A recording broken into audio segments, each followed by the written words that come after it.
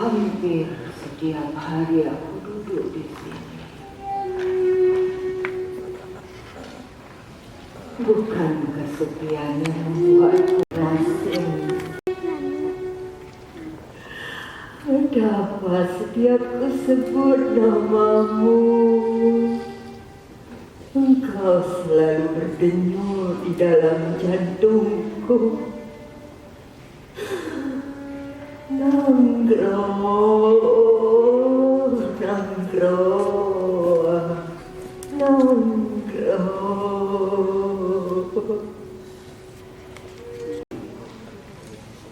Dan meminta untuk menjadi petinggi istana.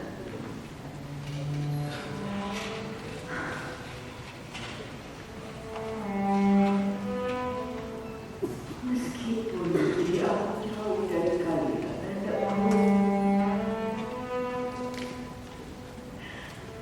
aku yakin dimanapun kalian berada, kalian adalah manusia-manusia sebagai pemberani.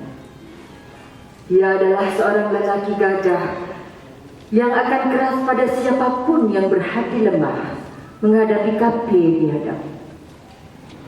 Namun sekeras apapun Tuku Ibrahim, aku adalah istrinya yang tahu betul bagaimana caranya melunakkan hatinya. Aku tidak pernah bosan mendengarkan semua cerita-ceritanya.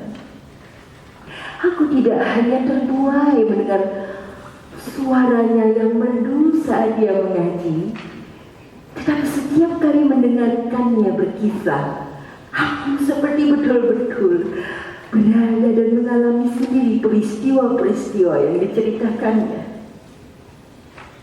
Ya, dari kisah-kisah teladannya itulah tumbuh kesadaranku bahwa di dalam kehidupan kita harus memiliki kebenaran.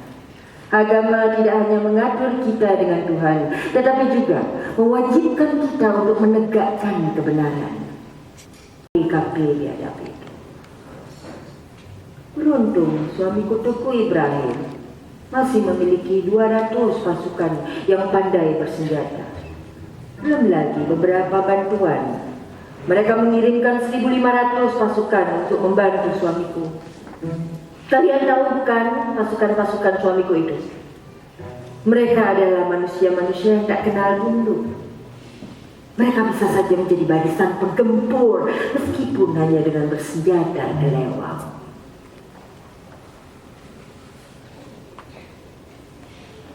Malam itu juga berangkatlah suamiku beserta ribuan pasukannya untuk menghalau niat musuh kafir-kafir di hadapan itu. Terjadilah pertempuran sengit yang tak terhindarkan. Angkasa bergetar oleh bunyi suara meriam yang menggelegar. Pertempuran hebat itu terjadi selama hari demi hari, tetapi tidak sedikit pun menyurutkan semangat kami. Hingga sampai pada hari kelima. Ya, aku ingat betul hari itu. Sekitar 17 kapal serdadu didatangkan dari Ambon, Minahasa dan Jawa. Mereka meniurkan rakyatnya untuk membantu pasukan kafir dalam menyerang kami. Pasukan kami tidak mengenal takut sedikit pun. Namun karena jumlah pasukan yang begitu besar memaksa kami untuk mundur ke pedalaman. Namun apa yang kutakutkan terjadi juga. Dari kejauhan aku mendengar orang-orang berteriak.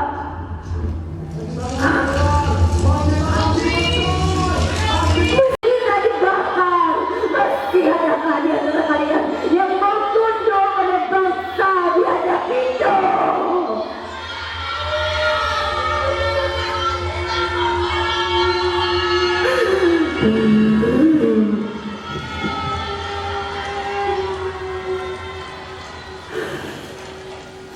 Betapa menyakitkan melihat rakyatku diinjak-injak. Masjid kami, masjid kebanggaan kami habis dimakan api.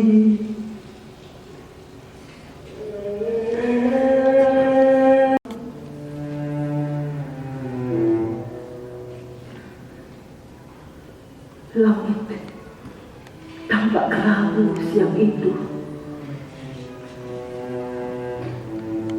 Seekor burung terbang bergegas dengan menggepakkan sayapnya yang cemas. Apakah ini sebuah isyarat?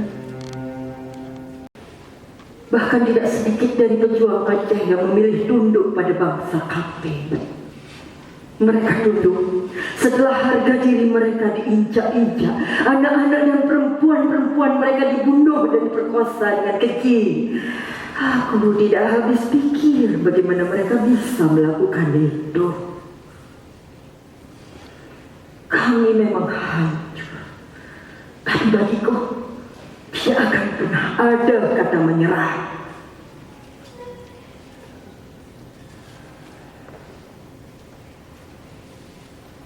Di tengah kehancuran itu,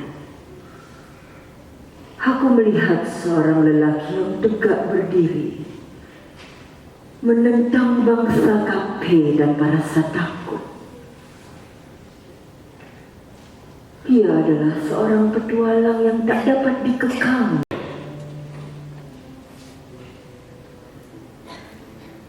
Hari demi hari berjalan begitu lamban. Kami betul-betul memperhitungkan saat yang tepat untuk melakukan penyerangan. Hingga sampai pada hari yang dinanti. Hari itu pada tanggal 29 Maret, saat matahari belum terbit sepenuhnya, aku, Umar dan kawan-kawan seperjuangan bergabung dengan seluruh pejuang Aceh. Kami merampas ribuan pucuk senapan dan ribuan peralatan tempur lainnya. Peperangan yang memakan kerugian besar bagi bangsa Kape itu berlangsung tahun demi tahun.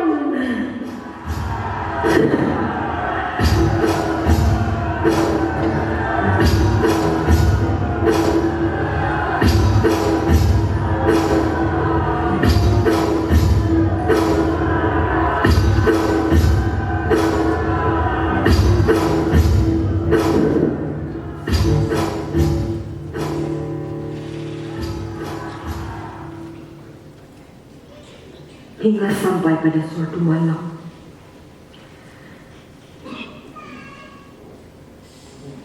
kebusukan hati datang dari seorang lelaki. Malam itu ia mengabarkan bahwa di benteng Melabu telah berdiam seorang jenderal tanpa penjagaan. Tanpa ku taruh curiga, aku mempersiapkan senjata untuk Umar, Panglaon, dan kawan-kawan. Dan berangkatlah malam itu juga mereka menuju ke pusat Melabu